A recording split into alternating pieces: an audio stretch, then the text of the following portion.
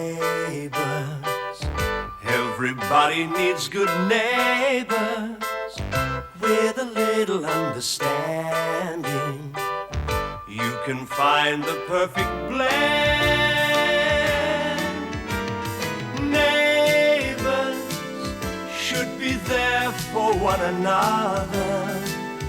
That's when good neighbours become good friends. Why won't it open? I don't know. There must be a lock on the outside. Why would there be? I don't know. To stop people pinching food, I guess. Well, so how do we get out of here? That's how.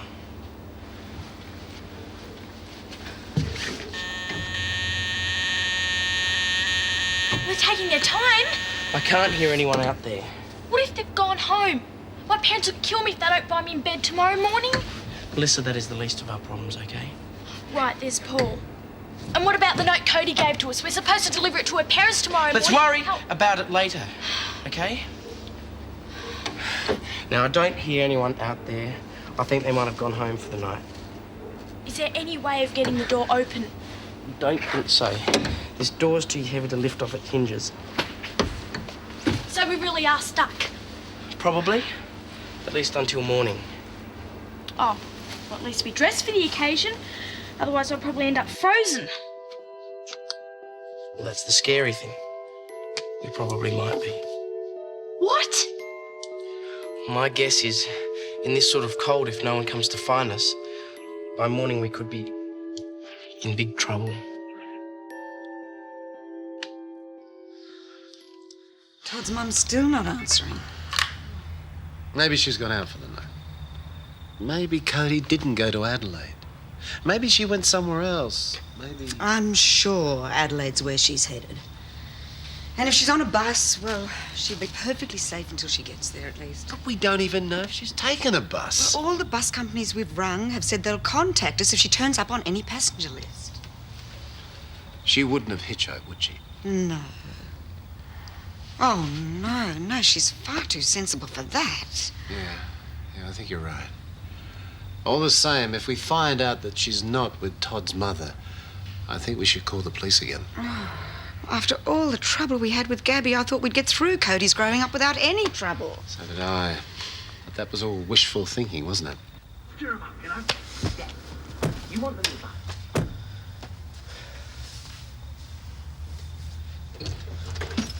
Todd. Hi, Helen. This is good to see you. I've missed you. What are you doing up so late? Well, because you went to bed and I thought someone better be here to welcome you home.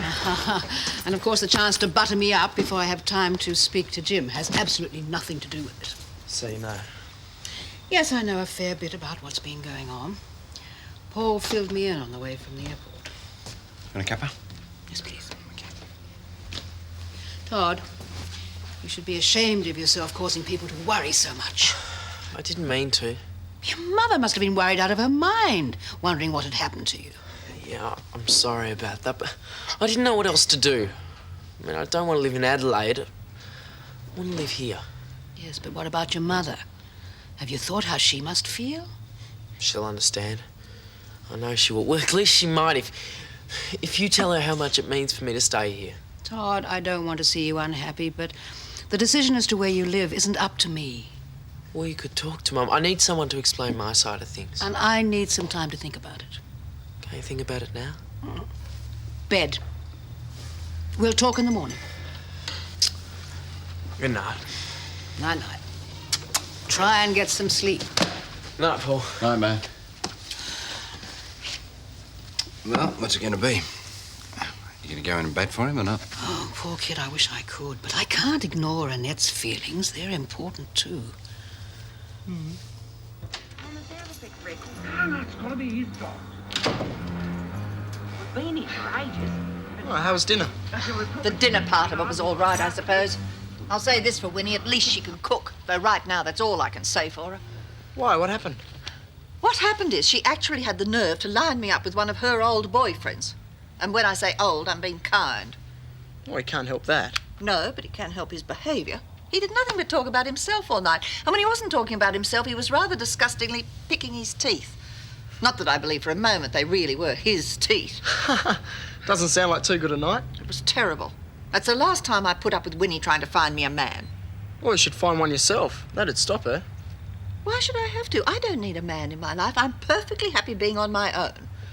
Well, most of the time. I was talked into buying a couple of tickets for the Archaeological Society dinner dance. I suppose I'll have to find an escort for that. Got anyone in mind? Not really. Unless you'd like to come, it should be quite an enjoyable evening. No, thanks. I'd really like to, but I wouldn't want people thinking I'm some sort of toy boy. No more than I want people thinking I'm Cher. Never mind. I'll just have to put my thinking cap on and find somebody else. But right now, all I want to do is go to bed. Good night. Night.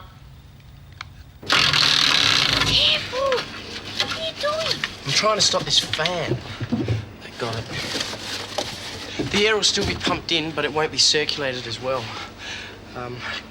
I tried turning off that thermostat, but I think the controls must be on the outside. I'm scared, Josh. If I don't get my epilepsy medicine by morning, I might have a seizure, and I don't want that to happen. I really Come on, it'll be all right, I promise. Now what are you doing? We've got to find ways of keeping warm. How's that going to help? Insulation. Just shove it down your clothes, and it'll help keep your body heated. And eat this. God, why? That'll help get your metabolism going. Come on, Melissa, just eat it, okay? Otherwise you'll get hypothermia, which means your body temperature will drop too low. Okay. Neither of us can allow that to happen.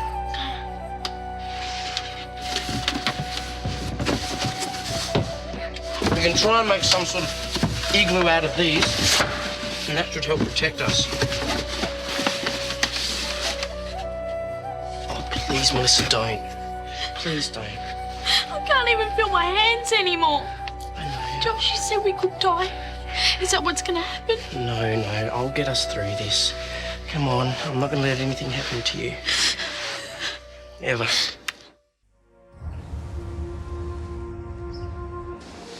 Can't feel anything anymore. I'm so tired. Come on. We haven't got long now. The morning staff will be here soon. I don't care anymore. I just want to sleep. Well, you can't. What? Come on. We have to keep our circulation going. I'm tired. It doesn't matter. It's dangerous to sleep. Let's play a game. I don't feel like it. Sure you do. We have to. You've got to keep alert, Melissa. I spy. You go first. I can't, Josh. All right, I will. I spy with my little eye something beginning with F. I don't know. Come on, Melissa, we're surrounded by it. Food. Good one. Your turn. What is it? I think there's somebody out there. Let us out! Please! Help! Come on, quickly!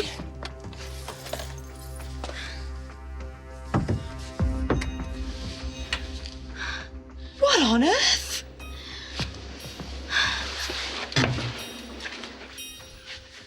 Morning.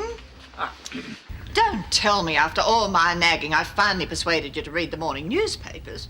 No, I'm doing better than that. I'm solving your problem. What problem? Listen to this. Tall, well-presented gentleman wants to meet lady of independent means, views matrimony. Ryan, I'm looking for a dinner dance partner, not a husband. Oh, okay. Well, how about this one? Well-travelled bon vivant wants to meet broad-minded femme for fun, frolics and whatever else takes her fancy. Oh, what?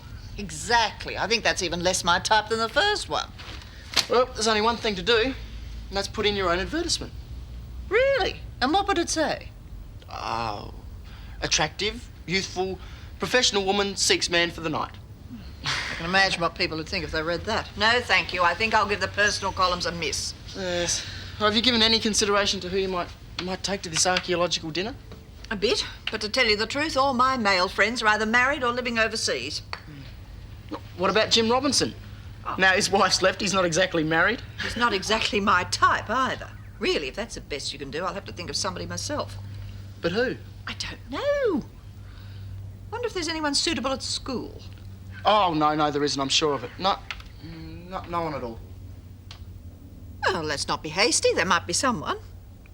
I don't think so. They're all married. No, they're not. What about that nice Mr. Denning? He's not married. He might like to come. You've got to be joking. He's much younger than you are. Not all that much. Shouldn't be a problem. I really don't think it's that good an idea. Oh, I don't know. The more I think about it, the more I like it. Thank you, darling. You've been a big help.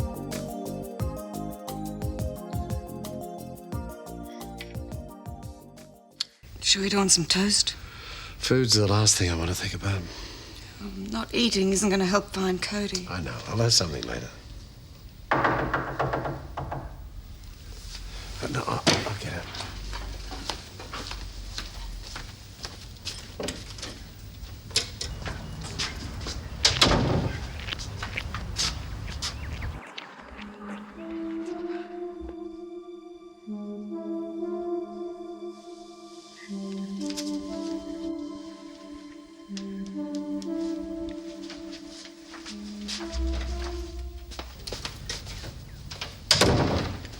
Who was it? I don't know. I saw Josh running down the street, but it could have been anyone. But whoever it was left this. It's from Cody. It must have been Josh. What did she say? Dear Mum and Dad, I've gone to Adelaide so I can be with Todd. Cody, you silly Please don't be girl. angry with me. I wouldn't have done it if I had thought I had any choice. And please don't worry about me. I'll be all right, and I'll get in touch with you soon. I love you both very much, Cody. I better get in touch with the police. At least we know where she's headed.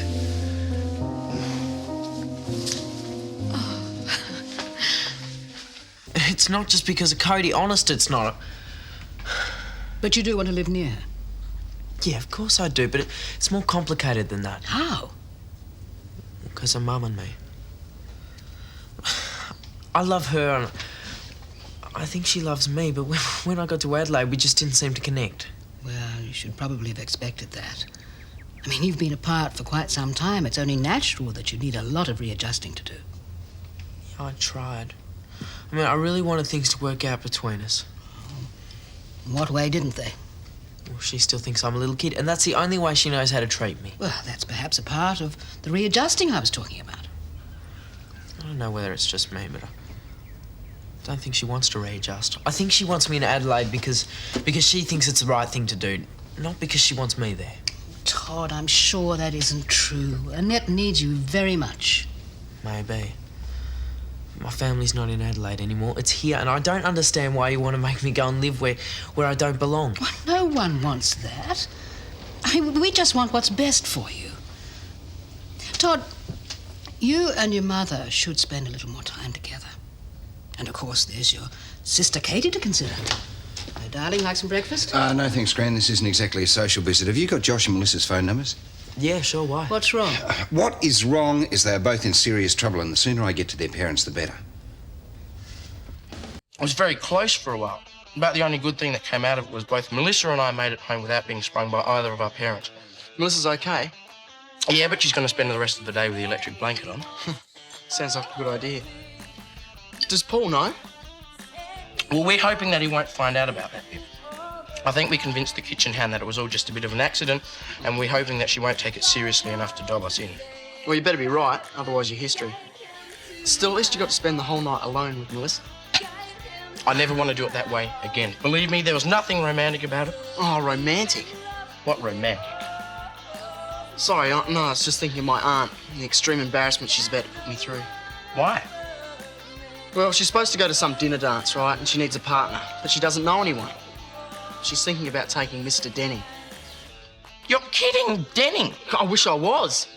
I'll just die if she actually doesn't. Well, can't you find someone else? Yeah, like who? Let's face it, my aunt is not the easiest of people to get along with. What about one of those dating services, mate? They match up heaps of people. Yeah, maybe. She wouldn't go for that idea.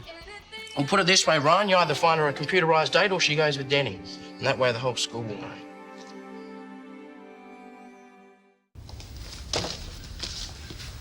I've thought about it. And?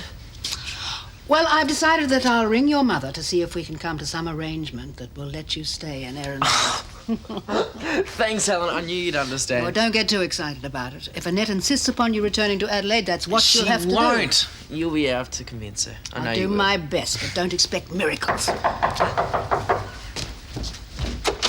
Doug, Pam, any word of Cody? She's safe. Oh, thank goodness. You must have been very worried. Well, the police picked her up at a bus depot in Adelaide. They're sending her home. We rang Todd's mum last night to ask her to keep an eye out for Cody. And, well, we just wanted to let her know there's no need now, but she's not answering the phone. Oh, don't worry. I'll let her know. Oh, good. It must be such a relief to know that she's safe. Yes, it is. No thanks to you. Of all the stupid, idiotic stunts, have you got any idea how much trouble you're in? Yes? Well, I hope your parents gave you a damn good talking to after I phoned them. And don't think that you're getting away with it just because yours weren't at home. When I do contact them, I'm going to have a hell of a lot to say. It was an accident. Look, I don't call willful damage and trespassing an accident. There's been hundreds of dollars worth of damage done, and I'm not just talking about the food and the ripped boxes. You know, I don't know what you thought you were doing to the thermostat, but it's a complete write-off along with the circulation fan. We were trying to warm the place up. What did you want us to do, freeze to death? No, of course not! But you shouldn't have been there in the first place, should you? And don't think that you're going to get away with just a lecture, because I don't care if it comes from your parents or from you, but that damage has got to be paid for. What on earth did you think you were doing there? Checking to see whether you really had changed your tuna supplier. Oh, is that right? Well, I told you I did, didn't I? Yeah? We found this in your refrigerator. See? They're the same people you were using before. You haven't changed anything. Except your outside packaging. Now, that's enough out of both of you. No, it isn't. Because we're going to take it to the Erinsborough News and even you can't shut them up. Really? If you think that I'm going to be dictated to by a couple of kids, then you've got it all wrong. No. You're the one who's wrong. So you can threaten us all you like, but we're not going to give up fighting. Come on, Melissa, let's get out of here.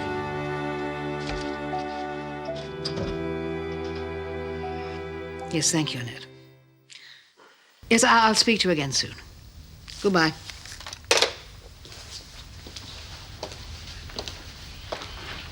Your mum's agreed you can stay. That's great. Oh, and I'm really pleased for you. Oh, thank you.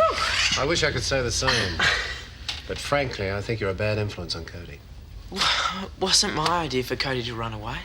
Because the idea wouldn't have occurred to her if you hadn't done it yourself. You needn't worry, Doug. Todd's going to be on his best behaviour from now on, aren't you, Todd? Yeah, I sure am. I'm sorry about everything that's happened. It won't happen again, I promise. Well, I think everything's going to be just fine now that you and Cody can be together. Thanks. After all, that's all they wanted. I'm afraid it's still not going to happen. Why not? Because neither of you will go unpunished. So when Cody comes back, you're going to see very little of her. She's going to be grounded indefinitely.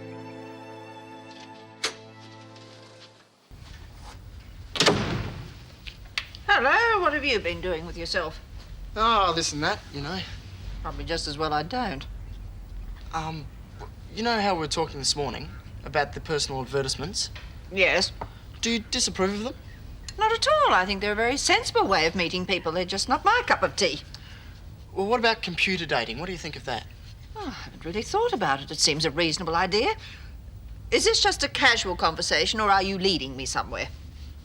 Well, I hope you don't mind, but I got you this brochure. It's Elite Introductions, a computer dating service. Oh, Brian, I don't think I need a dinner partner that badly. Well, it's a very reputable company. They've been in business for years. Then they can manage to get along perfectly well without me joining them. Well, wouldn't you like to meet someone? I don't mean a husband. I mean someone you can take to things like dinner dances. Someone a bit more suitable than Mr. Denning. What's wrong with Mr. Denning? Nothing. I mean, it's just, well, he might be a bit embarrassed if you ask him. I was only thinking of you. That's very kind of you, but I've already decided against asking him. Oh, well, who are you taking? Well, don't you worry about it. I'll find someone. Okay, I was just trying to help. I know.